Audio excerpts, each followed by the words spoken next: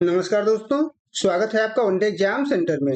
दोस्तों, आज के वीडियो में हम लोग बीए 5th सेमेस्टर हिंदी का जो दूसरा पेपर है, जिसका नाम है हिंदी का राष्ट्रीय काव्य, उसके सिलेबस के बारे में चर्चा करेंगे और जानेंगे कि इस पेपर में आपको क्या-क्या पढ़ना होगा। अगर आप बीए 5वें सेमेस्टर में हैं और हिंदी विषय लिए हुए हैं, तो आपको कुल 2 पेपर देने होंगे। पहले पेपर का नाम है साहित्य शास्त्र और हिंदी आलोचना और दूसरे पेपर का नाम है हिंदी का राष्ट्रीय काव्य। हम लोग इसी दूसरे पेपर के बारे में चर्चा करेंगे, जिसका नाम है हिंदी का राष्ट्रीय काव्य। कुल 8 यूनिट आपको इस पेपर में पढ़ने होंगे। एक-एक करके हम लोग यहाँ देखेंगे कि किस यूनिट में आपको क्या पढ़ना है। तो जो आपका पहला यूनिट है, इसमें आपको वीर गाथा काल का राष्ट्रीय काव्य के बारे में जानना है। इसमें आपको कुल 2 कवियों को पढ़ना है। पहले कवि का नाम है चंद्रवरदाई और दूसरे कवि का नाम है जगनेक। चंद्रवरदाई के द्वारा पृथ्वीराज रासो नामक ग्रंथ लिखा गया है, लेकिन पृथ्वीराज रासो आपको पूरा नहीं पढ़ना है। इसका केवल रेवा तट समय, जो पृथ्वीराज रासो का 27वां समय है, उसी का एक अंश पढ़ना है, जो चढ़त राज पृथ्वीराज से शुरू होता है। यानी चंद्रवरदाई के द्वारा जो पृथ्वीराज रासो लिखा गया है, उसके रेवा तट समय के एक अंश का अध्ययन आपको करना है। इसकी व्याख्या पढ़नी होगी और इस पर जो आलोचनात्मक प्रश्न पूछे जाएंगे, उसका अध्ययन आपको करना होगा। दूसरे जो कवि हैं पहले यूनिट में, उनका नाम है जगनिक। जगनिक के द्वारा जो आल्हा खंड लिखा गया है, इसका अध्ययन आपको करना है। इसमें आपको नैनागढ़ की लड़ाई अथवा आल्हा का विवाह खंड का अध्ययन करना है। इसमें भी आपको पूरा नहीं पढ़ना है। प्रथम 5 सुमिरन अंश, जो गया ने कीन्ही जिन कलयुग माह से शुरू होकर के भयानक मार्ग पर जाकर के समाप्त हो जाता है, और अंतिम 5 अंश, जो भोर भुरहरे से शुरू होकर के लड़िए खूब वीर मलखान पर जाकर के समाप्त हो जाता है। यानी आल्हा खंड का प्रथम 5 सुमिरन अंश और अंतिम 5 सुमिरन अंश आपको पढ़ना है। आगे बढ़ते हैं और देख लेते हैं कि दूसरे यूनिट में आपको क्या पढ़ना है। जो दूसरा यूनिट है, इसमें आपको भक्ति एवं रीतिकाल का राष्ट्रीय काव्य पढ़ना है। भक्ति काल और रीतिकाल का राष्ट्रीय काव्य आपको इसमें पढ़ना है और 2 कवियों को कुल आपको इसमें पढ़ना है। पहले कवि का नाम है गुरु गोविंद सिंह और दूसरे कवि का नाम है भूषण। गुरु गोविंद सिंह की जो कविता है, देहु शिवा बर मोह है, बाण चले ते कुमकुम मानो, यूं सुन के बतियानत की, इन 3 कविताओं का अध्ययन गुरु गोविंद सिंह की आपको करना होगा। यानी गुरु गोविंद सिंह के 3 कविताओं का अध्ययन आपको करना है। उसके बाद भूषण है। भूषण की कविता है इंद्र जिमि जंभ पर, बाने फहराने, निज म्यान ते मयूख है, दारुण दहत हरुनाकिश विदारवे को। इन 4 कविताओं का अध्ययन भूषण का आपको करना होगा। यानी जो गुरु गोविंद सिंह हैं, उनकी 3 कविता और भूषण की 4 कविताओं का अध्ययन आपको इस यूनिट में करना होगा। इन कविताओं की व्याख्या पढ़नी होगी आपको, और व्याख्या के अलावा जो है, आपको जो आलोचनात्मक प्रश्न इस पर पूछे जाएंगे, उसका भी अध्ययन आपको करना होगा। आगे बढ़ते हैं, तीसरे यूनिट में देख लेते हैं कि तीसरे यूनिट में आकर के आपको क्या पढ़ना है। तो जो तीसरा यूनिट है, इसमें आपको भारतेंदु एवं द्विवेदी युगीन राष्ट्रीय काव्य पढ़ना है। यानी भारतेंदु युग और द्विवेदी युग के राष्ट्रीय काव्य के बारे में यहाँ पर अध्ययन आपको करना है। इनमें आपको 3 कवियों को पढ़ना है। पहले कवि का नाम है भारतेंदु हरिश्चंद्र, दूसरे कवि है अयोध्या सिंह उपाध्याय हरिऔध और तीसरे कवि का नाम है मैथिली शरण गुप्त। भारतेंदु हरिश्चंद्र की जो कविता है, उन्नत चित्त है यारे परस्पर प्रीति बढ़ावे, उसके बाद बल कला कौशल अमित विद्यावत भरे मिल लहे, भीतर भीतर सब रस चूसे, सब गुरुजन को बुरो बतावे। इतने कविताओं का अध्ययन भारतेंदु हरिश्चंद्र का आपको करना है। इन कविताओं की व्याख्या पढ़नी होगी। इसके अलावा जो आलोचनात्मक प्रश्न इस पर पूछे जाएंगे, उसका भी अध्ययन आपको करना होगा। हरिऔध की 2 कविता लगी हुई है। पहले का नाम है कर्मवीर और दूसरे का नाम है जन्मभूमि। इन दोनों कविताओं का अध्ययन आपको करना होगा। मैथिली शरण गुप्त की भी 2 कविता लगी हुई है आपके सिलेबस में। पहले कविता का नाम है आर्य और दूसरे कविता का नाम है मातृभूमि।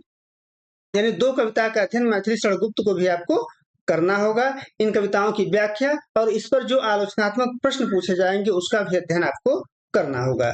अगला यूनिट चौथा यूनिट है और चौथे यूनिट में आकर के आपको छायावाद युगीन राष्ट्रीय काव्य पढ़ना है। छायावाद की कविता में जो राष्ट्रीयता उभर करके आई है, उसके बारे में यहाँ पर अध्ययन आपको करना है। इसमें 4 कवियों को पढ़ना है आपको। पहले कवि का नाम है जयशंकर प्रसाद, दूसरे कवि हैं सूर्यकांत त्रिपाठी निराला और तीसरे कवि हैं माखनलाल चतुर्वेदी और चौथे कवि का नाम है सुभद्रा कुमारी चौहान। जयशंकर प्रसाद का प्रयाण गीत पढ़ना है, जो हिमाद्र तुंग श्रृंग से प्रबुद्ध शुद्ध भारती है। उसके बाद अरुण यह मधुमेह देश हमारा, 2 कविता यानी जयशंकर प्रसाद का आपको पढ़ना है। जो निराला है, इनकी कविता है भारती वंदना भारत जय विजय करें से, इसको पढ़ना है। और जागो फिर एक बार, इस कविता का अध्ययन करना है, यानी 2 कविता निराला की भी पढ़नी है। इसके बाद माखनलाल चतुर्वेदी हैं, इनकी कविता है पुष्प की अभिलाषा और जवानी, इन 2 कविताओं का अध्ययन इनकी भी करनी है। सुभद्रा कुमारी चौहान है, इनकी कविता है वीरों का कैसा हो बसंत और झांसी की रानी, इन 2 कविताओं का अध्ययन इनका भी आपको करना होगा। यानी 4 कवियों का अध्ययन करना है। सभी कवियों को 2-2 कविता आपको इस यूनिट में पढ़ना होगा। आगे बढ़ते हैं, 5वां यूनिट है और 5वें यूनिट में आकर के आपको छायावादोत्तर राष्ट्रीय काव्य के बारे में पढ़ना है। इसमें आपको 3 कवियों को पढ़ना है। पहले कवि का नाम है बालकृष्ण शर्मा नवीन, दूसरे कवि हैं रामधारी सिंह दिनकर और तीसरे कवि का नाम है श्यामलाल गुप्त पार्षद। जो बालकृष्ण शर्मा नवीन है, इनकी कविता है कवि कुछ ऐसी तान सुनाओ, कोटि कोटि कंठों से निकली आज यही स्वरधारा है। इन 2 कविताओं का अध्ययन बालकृष्ण शर्मा नवीन का करना है। जो रामधारी सिंह दिनकर हैं, उनकी कविता है शहीद स्तवन, कलम आज उनकी जय बोल से जो शुरू होता है, दूसरी कविता है हिमालय। इन 2 कविताओं का अध्ययन रामधारी सिंह दिनकर की करना है। इसके अलावा जो तीसरे कवि हैं श्यामलाल गुप्त पार्षद, इनका झंडा गीत है विजयी विश्व तिरंगा प्यारा, इसका अध्ययन आपको 5वें यूनिट में करना होगा। आगे बढ़ते हैं, 6ठा यूनिट है आपका और 6ठे यूनिट में आपको समकालीन राष्ट्रीय काव्य का प्रथम चरण पढ़ना है। आपके सिलेबस में जो समकालीन राष्ट्रीय काव्य है उसको 2 चरणों में बांटा गया है, प्रथम चरण और द्वितीय चरण। 6ठे यूनिट में आपको समकालीन राष्ट्रीय काव्य का प्रथम चरण आपको यहाँ पर पढ़ना है। इसमें सबसे पहले आपको श्याम नारायण पांडे को पढ़ना है, उसके बाद द्वारका प्रसाद माहेश्वरी हैं, उसके बाद गोपाल प्रसाद व्यास हैं, यानी 3 कवियों का अध्ययन आपको यहाँ पर करना है। श्याम नारायण पांडे की जो कविता है चेतक की वीरता और राणा प्रताप की तलवार, इन 2 कविताओं का अध्ययन श्याम नारायण पांडे का करना है। द्वारका प्रसाद माहेश्वरी जो है, इनकी कविता है उठो धरा के अमर सपूतों और वीर तुम बढ़े चलो, इन 2 कविताओं का अध्ययन इनकी भी करनी है। गोपाल प्रसाद व्यास हैं, इनकी कविता है खूनी हस्ताक्षर और शहीदों में तू नाम लिखा ले रे, इन 2 कविताओं का अध्ययन इनकी भी आपको करनी होंगी। यानी 6ठे यूनिट में आपको 3 कवि हैं और तीनों कवियों के 2-2 कविता आपके सिलेबस में लगा हुआ है।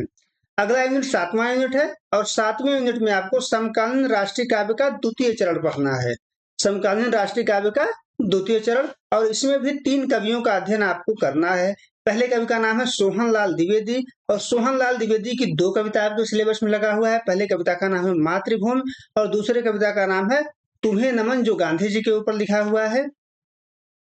तुम्हें नमन चल पड़े जिधर दो डगमग में कविता की बोल है, कविता की पहली पंक्ति है। तो 2 कविताओं का अध्ययन आपको यहाँ पर सोहनलाल द्विवेदी का करना है। इसके बाद अगले जो कवि हैं उनका नाम है अटल बिहारी वाजपेयी, जो हमारे प्रधानमंत्री भी रह चुके हैं। उनकी भी 2 कविता आपके सिलेबस में लगी हुई है। पहले कविता का नाम है कदम मिलाकर चलना होगा, दूसरी कविता है उनकी याद करें। इन 2 कविताओं का अध्ययन आपको करना है। उसके बाद डॉक्टर रमेश पोखरियाल निशंक हैं, उनकी कविता है मातृवंदना और हम भारतवासी, इन 2 कविताओं का अध्ययन इनका भी आपको करना है, तब जाकर के 7वां यूनिट आपका पूरा होगा। आगे बढ़ते हैं, अंतिम यूनिट यानी 8वां यूनिट है। देख लेते हैं कि 8वें यूनिट में आपको क्या पढ़ना है। 8वें यूनिट में दोस्तों आपको हिंदी फिल्मी गीतों में राष्ट्रीय काव्य पढ़ना है, यानी हिंदी फिल्मों में जो राष्ट्रीयता उभर करके गीतों के माध्यम से आई है उसी का अध्ययन आपको 8वें यूनिट में पढ़ना है। सबसे पहले इसमें कवि प्रदीप हैं। कवि प्रदीप का जो गीत है आज हिमालय की चोटी से फिर हमने ललकारा है, जो किस्मत फिल्म में 1943 में आई थी, इस गीत का आपको अध्ययन करना है। उसके बाद कवि प्रदीप का ही गीत है ऐ मेरे वतन के लोगों जरा आंख में भर लो पानी, जो गैर फिल्मी गीत है, किसी फिल्म में नहीं आई थी, इसका भी अध्ययन करना है। फिर कवि प्रदीप का ही गीत है हम लाए हैं तूफान से कश्ती निकाल के, जो जागृत फिल्म में 1954 में आई थी।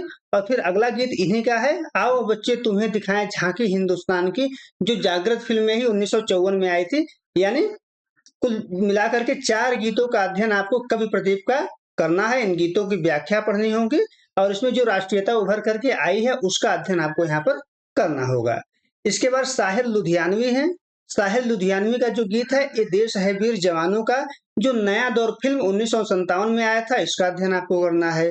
प्रेम धमन का जो गीत है छोड़ो कल की बातें कल की बात पुरानी, जो हम हिंदुस्तानी फिल्म में 1961 में आया था। नीरज का जो गीत है ऐ मेरे प्यारे वतन, जो काबुली वाला फिल्म में 1961 में आया था, इसका अध्ययन आपको करना होगा। कैफी आजमी का गीत है कर चले हम फिदा जाने तन साथियों, जो हकीकत फिल्म में 1964 में आया था, इसका अध्ययन यहाँ पर आपको करना होगा।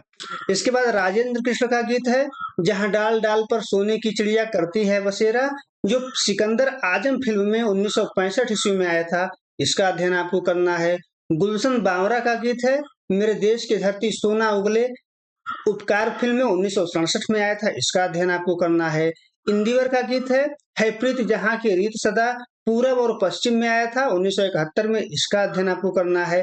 फिर प्रसून जोशी का गीत है देश रंगीला रंगीला देश म्हारा रंगीला, जो फना फिल्म में 2006 में आया था, इसका अध्ययन यहाँ पर आपको करना होगा, तब जाकर के 8वां यूनिट पूरा होगा। यानी 8वें यूनिट में आपको हिंदी फिल्मी गीतों में जो राष्ट्रीय चेतना प्रवाहित हुआ है उसका अध्ययन आपको यहाँ पर करना है। 8वें यूनिट से संबंधित एक एक करके वीडियो हम चैनल पर लेकर के आएंगे। अभी तक आपने हमारे चैनल को सब्सक्राइब नहीं किया है तो हमारे चैनल वनडे एग्जाम सेंटर को आप सब्सक्राइब कर लीजिए। सारी वीडियो इसी चैनल पर आपको मिलेंगी। बहुत बहुत धन्यवाद।